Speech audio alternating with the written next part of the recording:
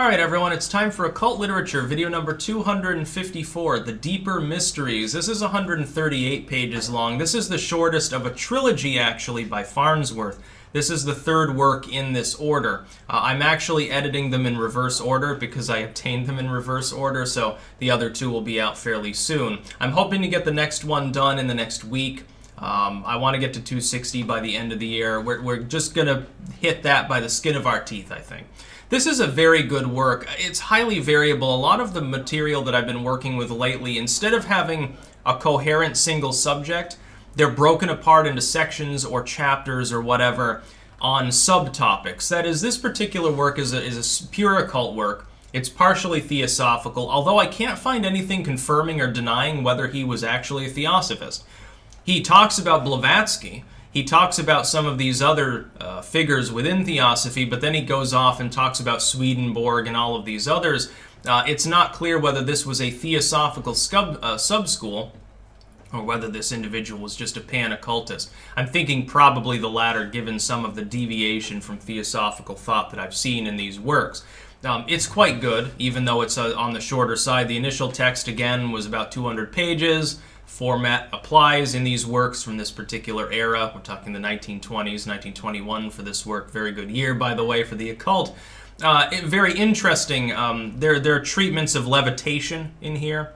Specifically, its presence or absence, how that comes about.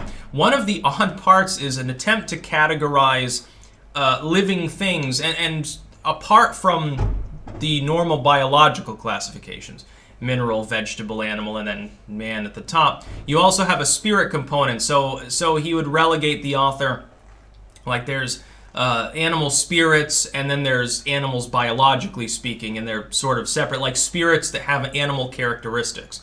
Spirits that have mineral characteristics are on the lowest order. And so they become more physical, and they sort of ascend towards man, and then man is trying to gain enlightenment. Do I agree with all of the content that I read in these works? No. Some of it is very much spooky woo. It's a product of its time. You've got to understand people at the time are talking about radium and telegraphs and radio signals and stuff like that. They're fusing science with their spirituality, and their minds are getting a little bit twisted by it. We see this even in the modern day. I can remember back in the 2000s we had the online Ouija board, and this was spooky woo, and people would do that. Fast forward to now, and you have like all sorts of weird sites that are like, oh, well, we monitor electromagnetic signals, and if it spikes or goes down or something, things are happening. Q posting could be said to be a little bit on the arguably spiritual side. It certainly takes a lot of faith to believe in it when you're dealing with that kind of mumbo jumbo. I know it's not popular when I deride such things, but I have my opinions, other people have theirs.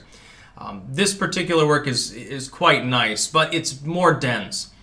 It's not for people that, even though technically it's an introductory guide, and this is an explainer of the initial works, the first two works are further explained by this particular, apparently shorter supplementary material that goes a little bit more in depth.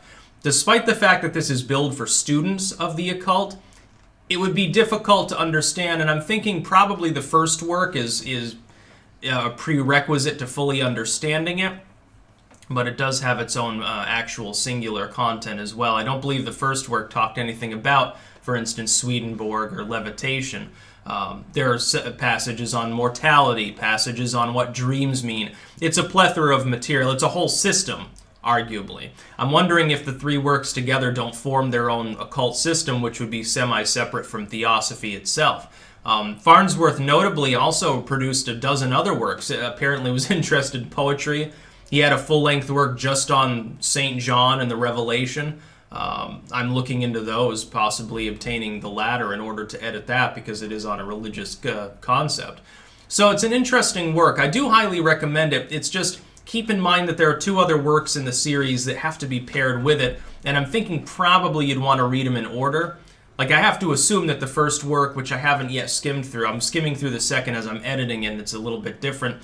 I'm assuming that this one elaborates upon, and also one final aside, if you do choose to get this, it refers to pages and sections within the first two works. Those won't be the same in my editions as they are in the initial editions because I reformat them according to modern standards. This is one problem. And unfortunately, without having worked through the first two, I can't actually change those sections in this, the third work. So the page numbers that are referred to will be different. However, because they are all under headers that talk about what they're actually pertaining to, it shouldn't be that hard to actually sort of find out what it's pointing to, since each section tends to be only a few pages. Some of the sections here are only a page long. So it's many dozens of sections. I think the Swedenborg passage is the longest. Interesting character, sort of a mystic Christian at his time. By the way, I consider him one of the wiser Christians, at least on many subtopics. I'll be getting more into his works potentially in the future as well. So again, link in the description of my edition of this work on Amazon. Second and third links to my books blogs. It is a good work. It's just a little bit on the obtuse and dense side. That's about all. Peace out.